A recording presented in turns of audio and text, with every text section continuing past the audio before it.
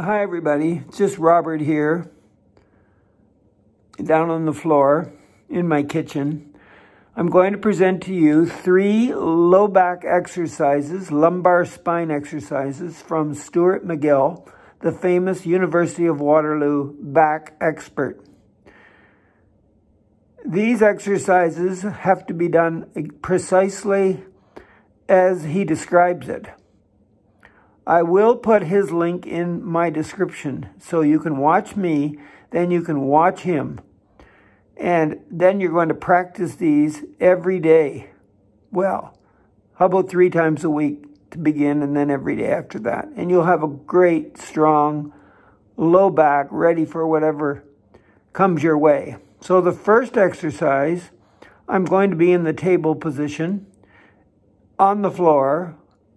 And here we go. We'll call it the bird dog because that's what he calls it.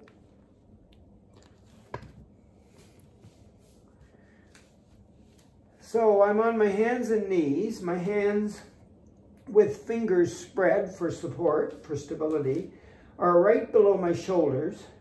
My head is in neutral. That means I'm not arching anywhere or tucking, in neutral. My knees are right below my hips, shoulder width apart. And I'm not doing the cat, tucking my tummy in and rounding my back. And I'm not doing the cow or the camel, letting my belly button go toward the floor and raising my bum up and looking up with my head. None of that. I'm just going to find the neutral position. So I have a flat back.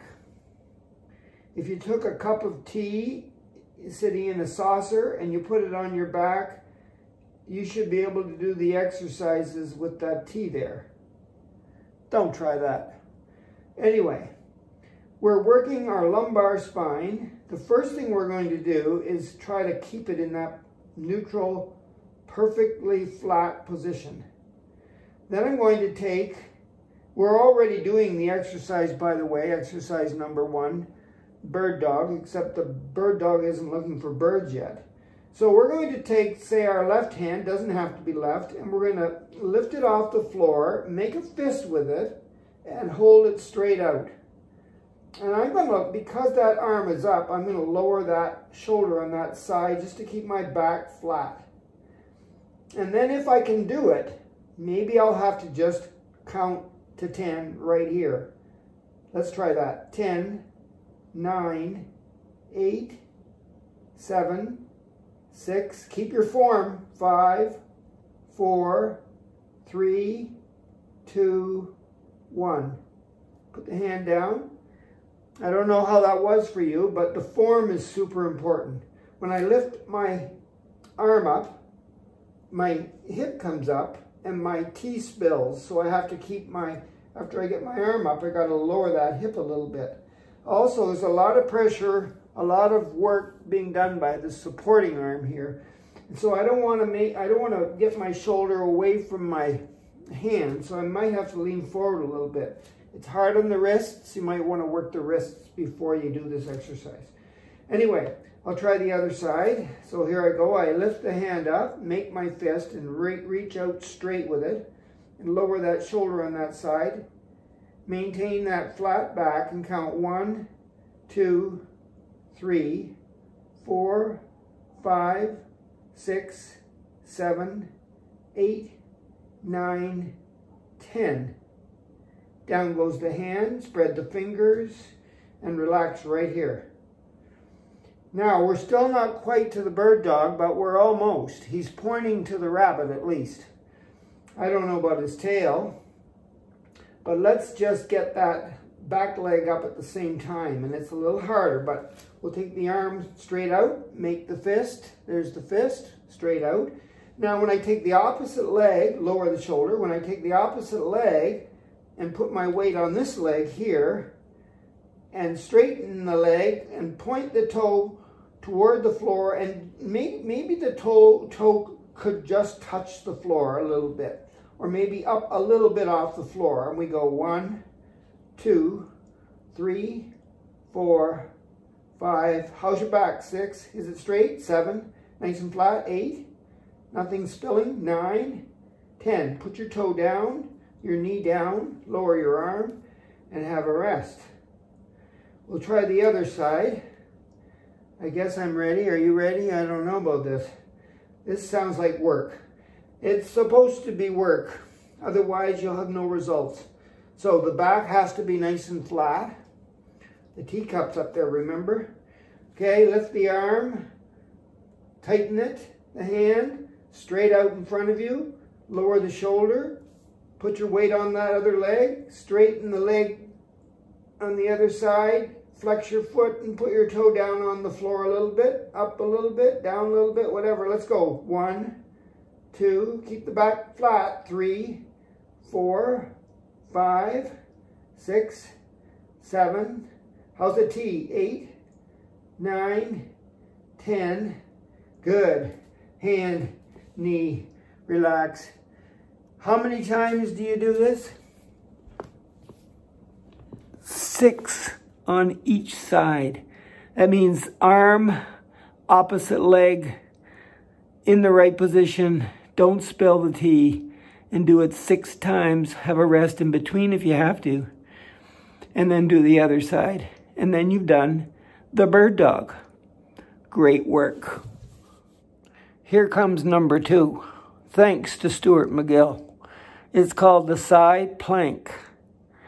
You'll love this too. And remember, it's for your low back. You don't want to have any low back pain, ever. So here I go. Watch closely and listen carefully. So I'm going to lie on my side, on my forearm. Make sure that your elbow is below your shoulder. So nothing, not like this. Not like this. Elbow right below the shoulder. Good. And then I'm going to take my legs and stack them. They're bent and they're stacked. And push them back, the knees anyway, so that if I look from my shoulder down past my belly button to my knees, it's a nice straight line. Good work.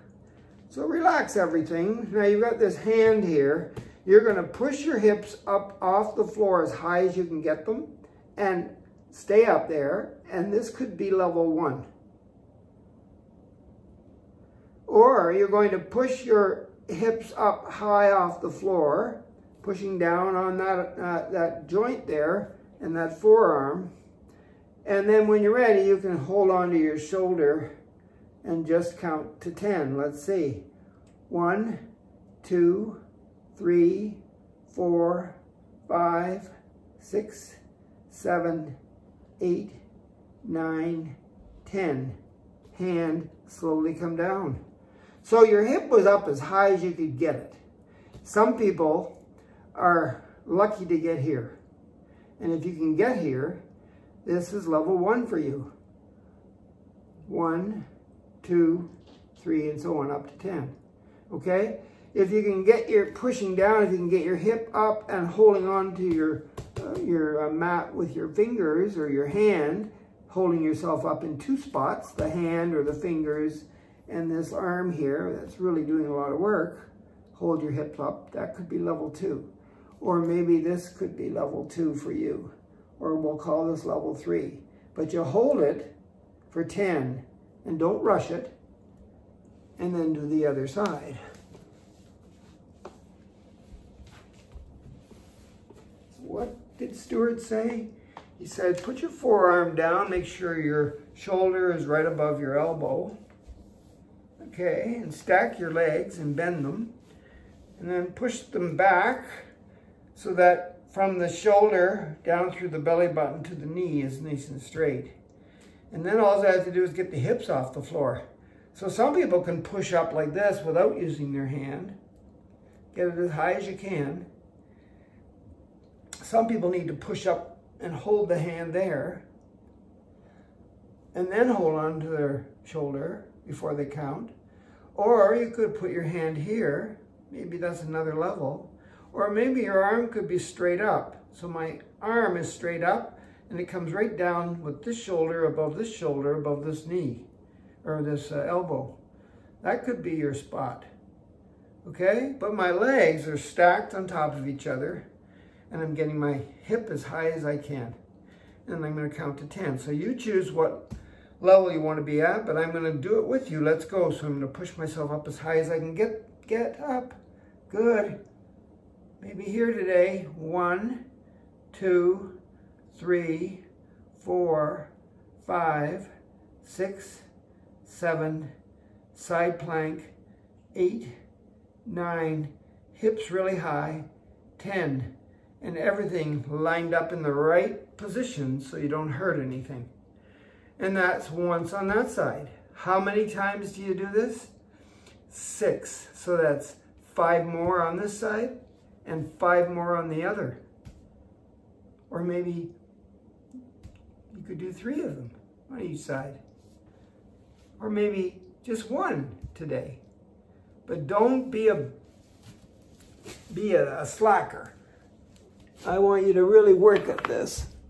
And that is the side plank, thanks to Stuart McGill. Are you ready for number 3? Stuart, I guess he had a name for it. He might have called it the crunch, or the sit-up, or the curl. I think he called it the curl in the video, but you can check that out when you watch him explaining all this.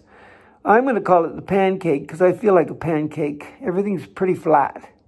So watch closely, listen very carefully. I'm going to lie on my mat, on my back,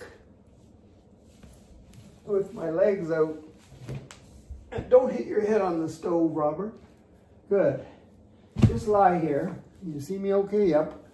Now, when I'm lying here in neutral, I can feel the arch in my lumbar spine being there.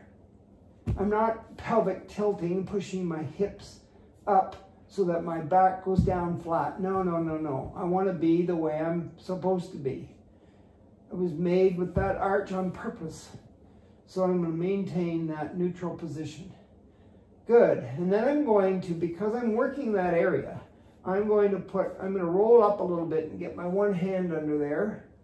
Now, if you have a shoulder problem and that's too difficult, then don't do it. But you could do it if you could get your fingers under your low back and raise the other hip so you can get the other hand under there and adjust everything.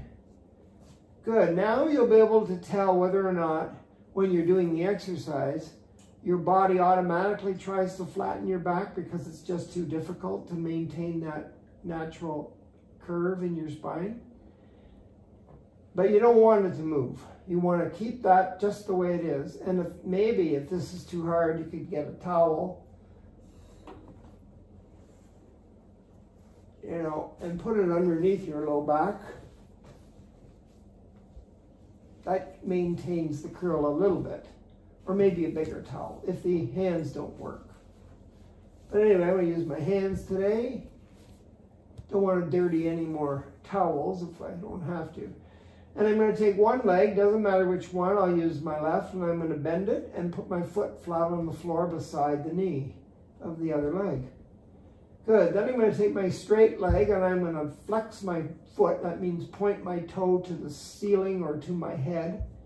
And that tightens up the back here, lower part of my leg, which is my calf muscle or my gastrocnemius muscle.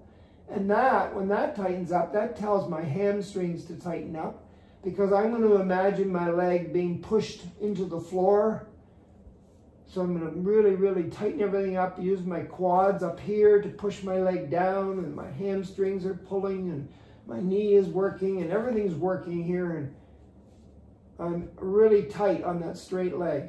Got my hands under, I'm ready to go. All that I have to do is lift my head off the floor while I've got everything tight and straight, a little tiny bit like this. And you go 1. See, it's hardly even up. 2, 3, 4, 5, 6, 7, 8, 9, 10. You know, I can feel my shoulder blades. I can feel my knees, or my elbows. I can feel my fingers. I can feel my tight leg. And my head's only up about this much. If that. is just off the floor a little smidgen. And you count to 10. And then you relax everything. Okay, okay, okay. Now I could do 5 more, take my time, and then switch legs, but I like to switch legs in between. So I'll get my hands under there again, and then I'll straighten the other leg and flat foot with this one right beside my knee, right? And flex my foot over there, point my toe to the ceiling or to my head. Push down my leg with my quad muscles, my knee and my hamstrings. Everything's really tight there. I'm ready to go. Up goes the head just a little bit. My shoulder blades are still touching. My knee and my elbows are still touching. 2, 3, 4, 5, 6, 7, 8, 9, 10. Down goes my head. Bend that leg. Take my hands out. And then do the other side. You got it? It's called the curl up. I call it the pancake. Thanks to Stuart McGill. He did research forever at the University of Waterloo on your back, and he came up with those 3 main exercises for people to do when they have either back problems, or they were in some kind of an accident, or they're old, or they don't want to have back problems. And if you do them faithfully, you won't have any problems. Okay, so that's Stuart McGill's big 3 low back exercises. And just before I sign off, the reason I'm not doing 6 on each side or 6 of something here is because we're all different. I'll do 6 once I shut the camera off every day. You don't have to do 6 of each. You can do 1 to start with and go, I think I've got it, and then maybe do another one. But don't push it. Just work toward the 6. You got it? You can write me a message on YouTube there on the comment section. Tell me how you're doing. I'd love to hear from you. Okay, good luck.